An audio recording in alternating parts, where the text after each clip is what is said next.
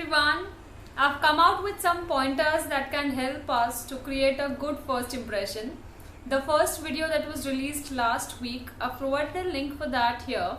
In this video, we are going to look at some more pointers that will help us to make an impression that lasts for a long time. First pointer is pointing your feet or toes towards the person that you're talking to. Now, if you observe, if there's somebody who is standing with a group of friends or with a group of people, and if their feet is not exactly pointing towards that group, but is a little tilted towards the outside, that indicates that that person is now planning to leave the group and go somewhere else. In the same way, if you are talking to somebody, and if at the back of your mind there is someone else that you want to meet in that conference or in that party hall, and if you move one of your feet or both your feet towards some other direction than the direction in which you're talking to somebody else, then that gives the other person the impression that you are not interested in their conversation and you want to kind of go or leave. So it's important that both of your feet are pointing towards the person that you're talking to so that he knows that you are interested in him. And it is quite interesting to know that when we have something at the back of our mind, say like I want to stop talking to him now and maybe I want to give my business card to somebody else, then the first thing that we do is, without even moving our face or our body, we first move our feet. And hence feet is one of the best indicators of finding out whether or not somebody is interested in your conversation. The second point is analyzing your mood. Now, if you're going to some formal meeting, an important business conference, and if your mood is not that great, there's a high possibility that that will spill over to somebody else. We all have mood swings and that's okay. But what is not okay is to show the others that we are having that mood swing at that point of time. Hence, if you're not in a good mood and there's something important that you need to attend, then it is important that you analyze and accept the mood that you have. Maybe watch some funny videos, talk to some friends of yours will make you feel good, socialize a little before that important meeting, or do something that will make you happy and boost your mood. On the other hand, if the party or the conference that you're going to attend is not that important and your mood is not good, it's better to not attend that conference and stay at home or do something else rather than showing the others what your current mood is, because that will give a very bad first impression.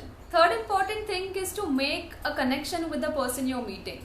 Now, if that person is a high profile person and you're the one who wants to impress him or her, it's important that your first impression should be memorable for that person, for him or her to remember you in the long run. So how do you forge a connection? Maybe you can compliment them genuinely for something that you've liked about them. Try not to comment on the clothes or on their appearance unless and until it doesn't invade their privacy. In the sense that if you're talking to a woman who is at a higher position and you go and compliment her saying you're looking beautiful, she might not take it in the right way because she's right now doesn't know you, right? So do not pass comments on clothes or appearance in the first meeting itself. There are several ways in which you can try to strike a bond between the two of you or build a rapport between the two of you. Especially when the situations are more professional or formal, it's not always necessary that you only talk about business. If you try to talk about something else and if you study about that person a little beforehand and know that that person likes soccer or likes chess, you can try to divert the conversation towards that point that will interest them, because that is something that they love and they would love to talk about it to you. So try to make a connection outside of the professional environment that you are in. Now, before moving on to the next important pointer, let me tell you that if you've liked my content, do subscribe to my channel and hit the bell icon so that you will get the notifications whenever I'm posting a new video. I generally post every alternate day, so you will have a lot of content on my channel, and hence it's important that you subscribe and hit the bell so you get updates every alternate day. The next important pointer is having a good tone of voice or modulating your tone of voice and pitch. Now, when you're meeting somebody for the first time, you obviously don't want to sound too loud because that may come across as harsh or rude. Or if you've observed, this is something that I have observed in social situations. When there's somebody who is talking too loud, the others in the room feel that he's trying to show off, or he's not that important person. Why? Because he's making too much of noise and trying to grab attention.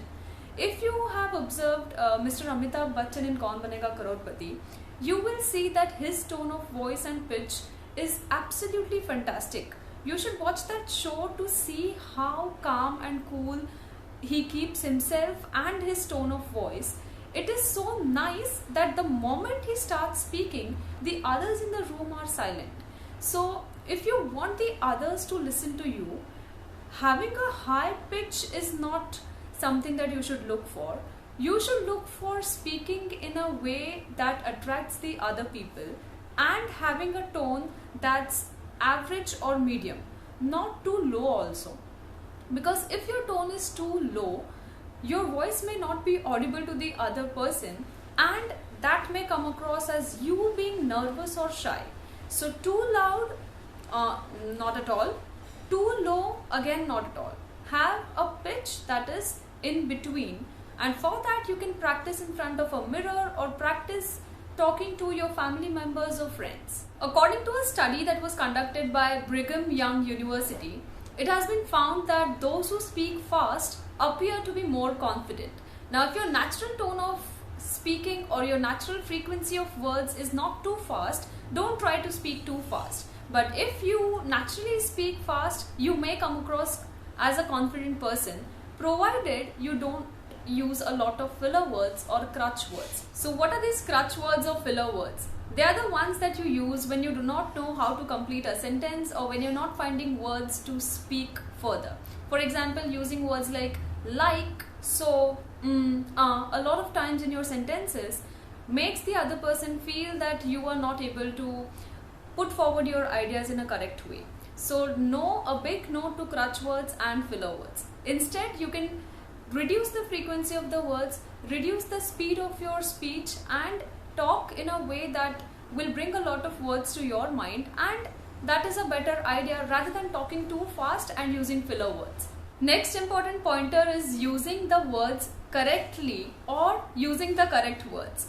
That means do not try to have negative words in your sentences or words that will bring the morale down of the group that you're talking to, or of the audience that you're speaking to, or of the friend that you're speaking to in a private meeting. If you are a negative person, try not to show that negativity in your words, because words matter more than anything else. So use positive and persuasive words and language in your speech in regular life also, because that will attract the people who are talking to you, and that will make the other people feel like they want to work with you. And this is especially important when you're appearing for a job interview. When you're interviewing with a big corporate and there are 3 or 4 panelists who are sitting in front of you, you want them to see that you are the one who is capable of doing this job, and you have an amazing personality and a positive attitude. Now, all of that doesn't just come from the body language, but also from the words that you use in your speech continuously during that interview. So use words that are strong and positive. The next important pointer is coming prepared. For example, if there's an important presentation that you're supposed to give, and if you're not prepared up to the mark, it will show in your presentation, and it also shows the others that you're not valuing their time, because people are taking out time to attend your presentation, and if you're not giving your best during that presentation, they will not have a good memory of you. Also, when we attend conferences or events that are networking events, we generally go there with the aim of finding our potential clients. But if you're not prepared with the pitch that you want to give them, then that will come across in your words and body language also. So if you're not prepared, that will show the client that maybe your company is not that great and you don't have a great portfolio of products, and he may not want to do business with you. The last important point is be authentic, be genuine, because when you're meeting someone for the first time ever, and The next important point is being authentic or being genuine.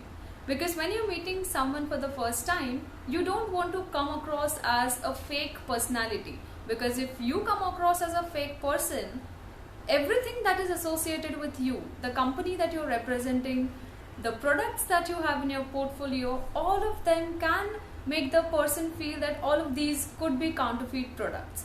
So be genuine and be real in your conversations. Now if they ask you a question that you're not aware of, you can tell them directly that I'm not aware of this, and go ahead to the next point, rather than showing that you're aware of the answer to that question and trying to give an answer but ultimately telling the other person that you do not know the answer to that question. Now I'm not saying that when you're meeting someone you should completely and absolutely be transparent with them and tell them all your shortcomings and weaknesses. Not really. But if at all something is asked or something comes around your weak areas, you can tell them that okay, I'm not aware of this, and then move on to the next thing, rather than sticking to your weaknesses and telling them that, you know what, I'm trying to improve on this weakness of mine, or I'm trying to do this and I'm trying to do that. Just finish it off in some in a few seconds or in a minute, and try to continue the conversation and take it in some other direction that you are aware of, and in the direction in which you can speak a lot. So guys, these were some of the important tips that you can follow when you're meeting somebody for the first time to create a positive impression on anyone that you meet. If you found this video helpful, do subscribe to my channel, hit the bell icon, and also like this video. Also, if you think that this video will help somebody, please guys, share it with people. Thanks a lot. Bye.